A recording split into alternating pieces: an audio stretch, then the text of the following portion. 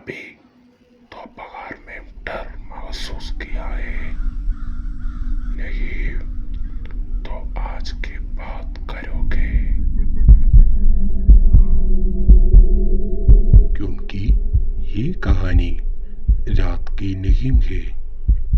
ये कहानी उस समय की है जब सूरज सिर के ठीक ऊपर होता है। इस कहानी का नाम है दोपहर में देखा गया।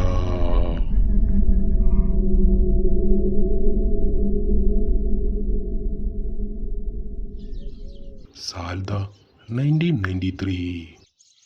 दोपहर का समय था। एक पुराना 2 मंजिला घर। वो घर किसी गली में नहीं था।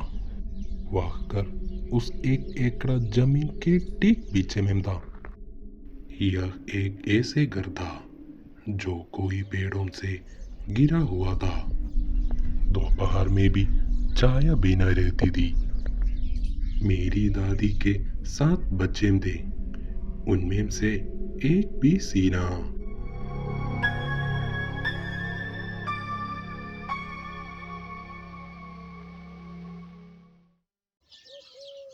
उस समय उसकी उम्र 23 वर्ष थी।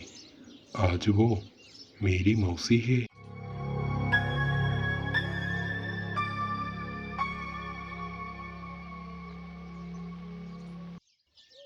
लेकिन उस दिन वो सिर्फ एक लड़की थी। मेरे नाना एक किसान थे। धान के खेतों में काम किया करता था। खेत घर से करीब 2 किलोमीटर दूर था।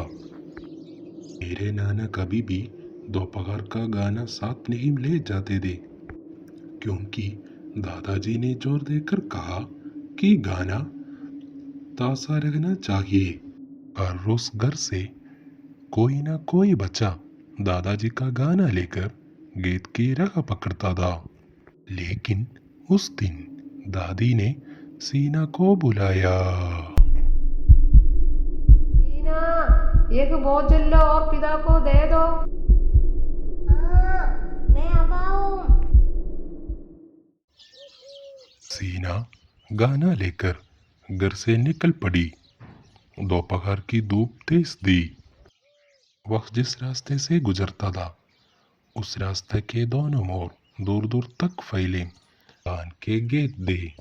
बाई और एक रास्ता था और पिता के धान के खेत तक पहुंचने के लिए उसी रास्ते से जाना पड़ता था।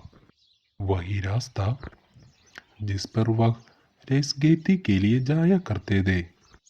लेकिन दाई तरफ एक और रास्ता था जहाँ कोई नहीं जाता था। वो इलाका थोड़ी अंधेरा था।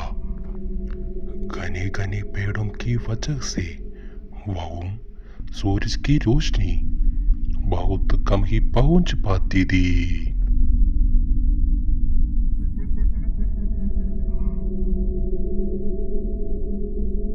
उस तरफ एक पुराना तालाब था। 3 साल पहले एक आदमी ने वहाँ आत्महत्या की थी।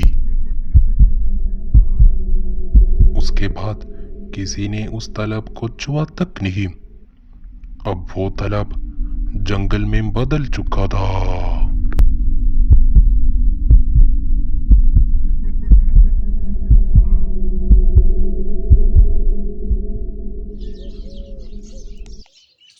सीना डरी नहीं थी, क्योंकि रात नहीं थी, क्योंकि वो अकेली थी।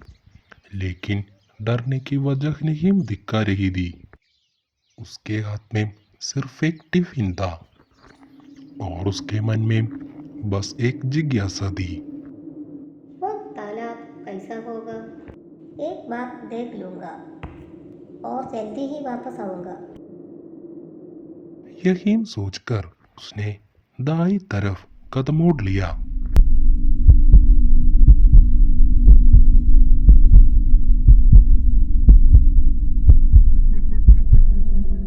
वो इलाका पूरी तरह शांत था। ना पक्षियों की आवाज, ना हवा की सरसराहट। सिर्फ उसके कदमों की आवाज। तभी उसने किसी को देखा। एक आदमी वह जंगल से मेरी ओर आ रहा था।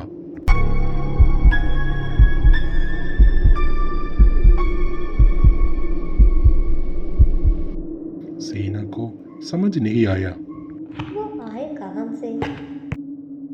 वहाँ कोई घर नहीं था, कोई रास्ता नहीं था।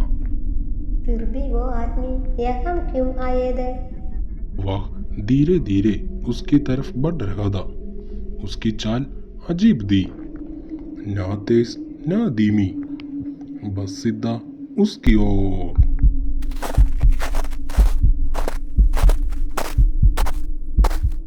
वो बहुत पास आ गया, इतना पास सीना की सांस रुक गई।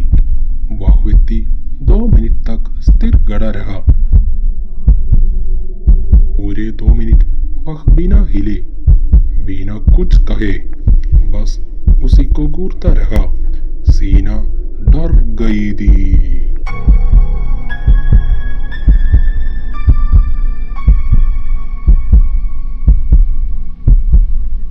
लेकिन उसने तब भी भूत के बारे में नहीं सोचा।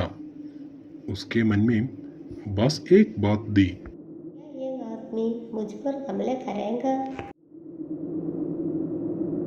फिर वो आदमी धीरे से उसके पास से गुजर गया। सीना ने पीछे नहीं देखा। दिल जोर जोर से धड़क रहा था।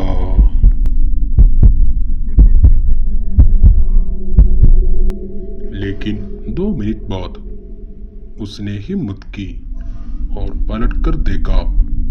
वहां कोई नहीं था, ना आदमी, ना पैरों के निशान, घास भी हिली नहीं थी। तभी सीना समझ गई, वो आदमी साधारण व्यक्ति नहीं था।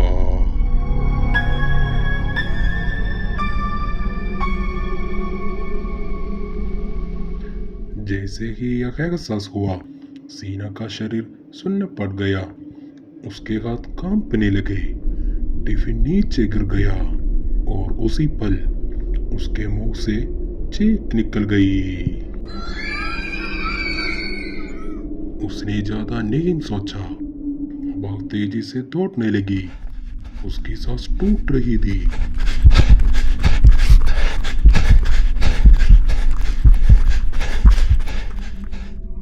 वो घर की तरफ भागी। घर के सामने पहुंचते ही वो जमीन पर गिर पड़ी। परिवार के सभी सदस्य एक साथ एकत्रित हुए। क्या हुआ बेटी? आप बात क्यों नहीं कर गए? सीना कुछ नहीं बोली। उसकी आंखें गूली थी, लेकिन वो देख नहीं रही थी। उस रात डर के कारण उसे तेज बुखार चढ़ गया। अगले दिन पड़ोसी इकट्ठा हुए। उन्होंने सीना से पूछा, सीना, वो आदमी दिखता कैसा था? इस बार सीना ने वो सब कुछ बात दिया, हर शब्द कांपती हुई आवाज में। उसने सफेद मुंडू पहना था, गुलाबी शर्ट थी और सिर पर सफेद तौलिया बांधा था। सफेद तौलिया बांधा था। ये सुनते ही वह पड़ोसी चुप हो गया। वो घर के अंदर गया और एक तस्वीर लेकर आया। सीने, क्या यही वो आदमी है? हाँ, यही है, यही वो आदमी है। ये मेरा पिता है। इनकी मौत 2 साल पहले हुई थी।